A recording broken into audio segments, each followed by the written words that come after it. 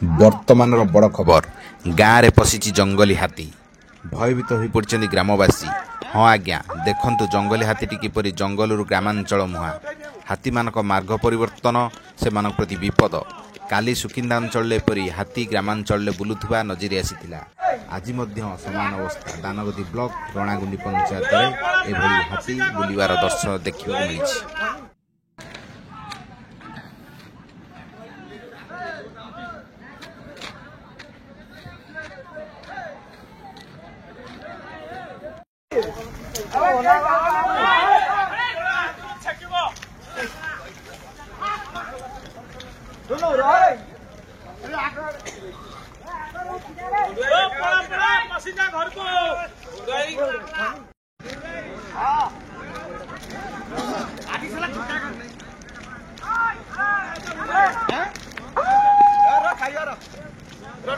उठाई